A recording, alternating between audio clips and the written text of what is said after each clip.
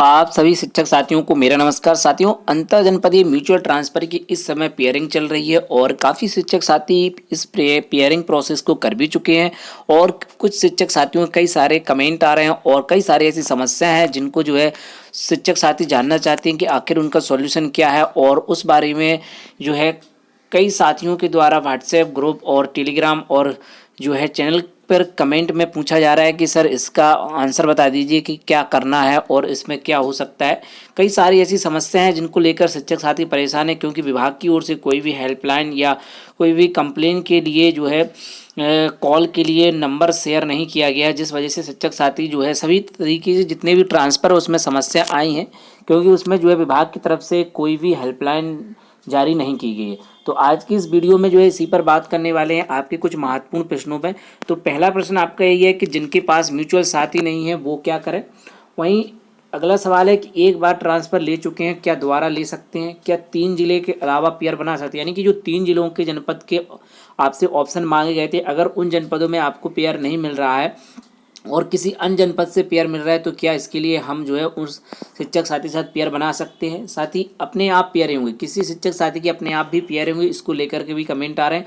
वहीं पेयर नहीं बना पा रहे हैं, कई साथी जो है पेयर ही नहीं बना पा रहे हैं, किसी की में नॉट एलिजिबल लिख करके आ रहा है, किसी का मोबाइल नंबर गलत है और किसी की जो है मानव क्षमता ID डालने पर जो है पेयर नहीं हो रहा है या नॉट एलिजिबल लिख करके आ जा रहा है। तो इसी पर एक महत्वपूर्ण चर्चा करने वाले हैं और आपके कुछ सभी जो प्रश्न हैं इनको आप देख रहे होंगे, इन्हीं के जो है कुछ इम्पोर्टेंट सॉल्यूशन जो कि हो सकते हैं उसी पर यहाँ पर बात करने वाले हैं। देखिए, पहला क्वेश्चन जो कि आपका है कि जिनके पास म्यूचुअल साथी नहीं है वो क्या करें। देखिए, जिनके पास म्यूचुअल साथी नहीं है उन सभी साथियों ने भी फॉर्म भरे हैं, वो भी इस आशा में कि शायद उन्हें अंतिम डेट तक जो है पेयर बनाने तक ही कोई म्यूचुअल साथी मिल जाए।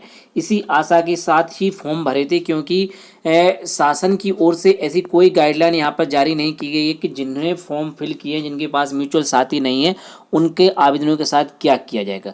तो देखिए, जिस प्रकार से अंतर जनपद की प्रोसेस हुई है कि वहाँ पर जिनके पास म्यूचुअल साथी नहीं थे लेकिन सभी शिक्षक साथियों ने फॉर्म फिल किए थे, लेकिन पेयरिंग उनकी ही हुई है जिनके पास म्यूचुअल साथी हैं, यानी कि उनके पे OTP गया और उनकी पेयरिंग हुई, बाकी शिक्षक साथी अपने आप ही बाहर हो गए।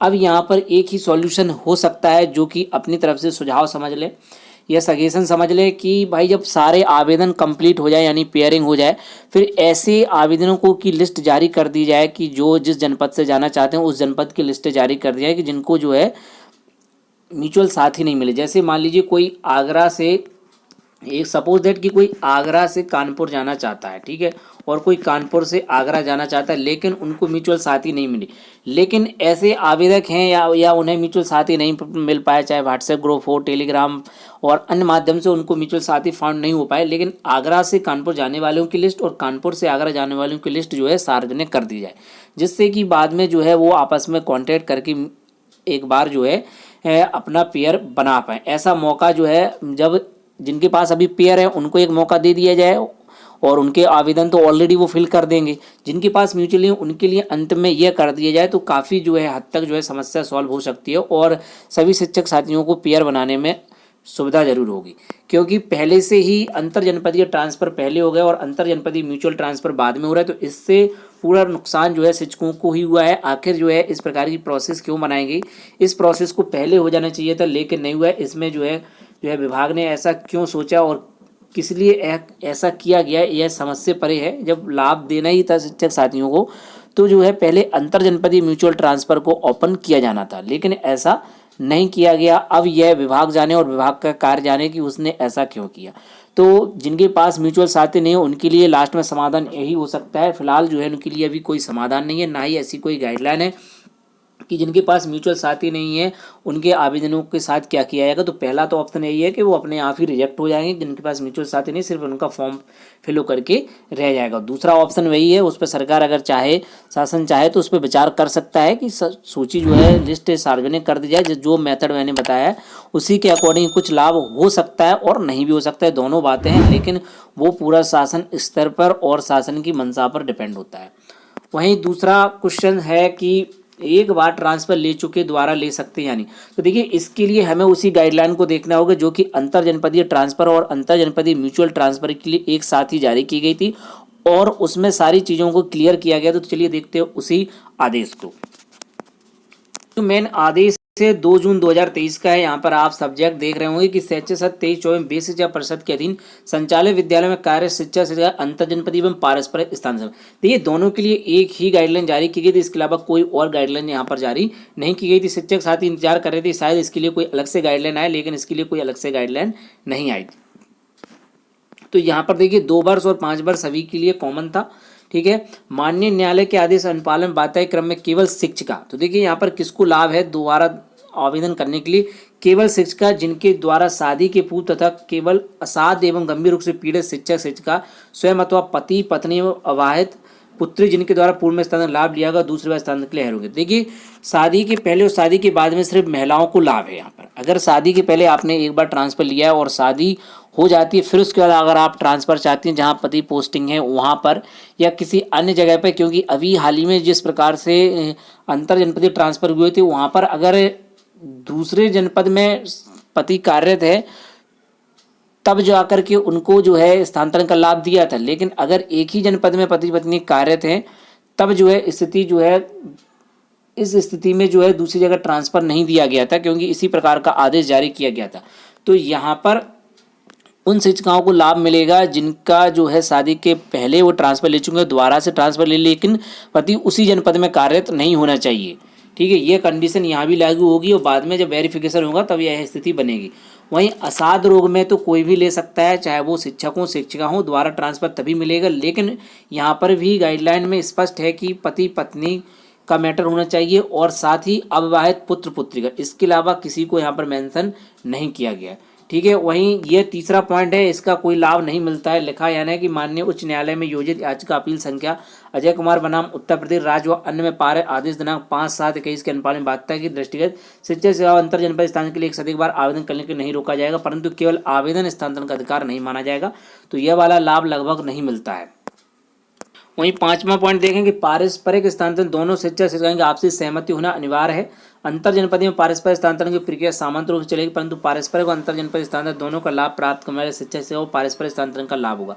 तो यहाँ पर पारस्परिक स्थानांतरण का ही लाभ मिलेगा और साथ ही ग्रामीण सेवा से ग्रामीण सेवा संवर्ग और नगर सेवा संवर्ग से नगर सेवा संवर्ग जो भी कैडर है वो भी सब कुछ चीज़ें यहाँ पर सेम होनी चाहिए। और जो एक प्रकार से कैडर है प्राथमिक से प्राथमिक, जूनियर से जूनियर, भाषा सब्जेक्ट टू भाषा सब्जेक्ट, सारी स्थितियां एक जैसी ही होनी चाहिए, तभी जा करके आपका यहाँ पर ट्रांसफ़र होने वाला है। म्यूचुअल ट्रांसफ़र की बात यहाँ पर हो रही है, तो उसमें यही चीज़ें लागू होती हैं और यही चीज़ें यहाँ पर लागू होने वाली हैं।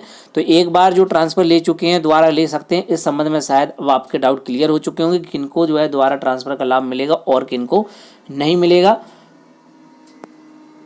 वहीं अगला क्वेश्चन आता है कि क्या 3 जिलों के अलावा पेयर बना सकते हैं? जैसे मान लीजिए किसी ने जो है आगरा पहले नंबर पे डाला, ठीक है, दूसरे नंबर पे जो है उन्होंने कानपुर मथुरा डाल दिया, कानपुर हो गया और अगला हो गया मथुरा। ठीक है, जैसे मान लो 3 जनपद डाल दिए, लेकिन ये उनकी बात कर रहे हैं जिनको म्यूचुअल साथी नहीं था, उनकी ही स्थिति यहाँ पर बन रही है। ठीक है, क्योंकि जैसे उन्होंने आगरा डाला, मथुरा डाला और कानपुर डाला, लेकिन उनको इन 3 में से अंत तक जो है म्यूचुअल साथी नहीं मिले। अब उनको जो है लखनऊ का म्यूचुअल साथी मिल रहा है। जैसे मान लीजिए वो झांसी के हैं, वो चाहते हैं कि उन्हें आगरा मिल जाए, मथुरा मिल जाए, कानपुर मिल जाए, लेकिन नहीं मिला और अंत में जाकर उन्हें लखनऊ का मिल गया। तब वो जो है इन 3 के अलावा जो है पेयर उनके साथ बना सकते हैं या नहीं बना सकते।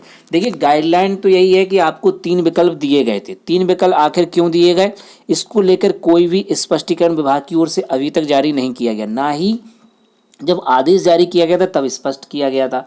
सिर्फ 3 विकल्प दिए गए थे। क्यों विकल्प दिए गए थे यह समझ से परे था, क्योंकि म्यूचुअल ट्रांसफ़र है उसमें एक ही जहां आपको जाना है उसके साथ दिया जा सकता था, लेकिन यहाँ पर नहीं दिया गया।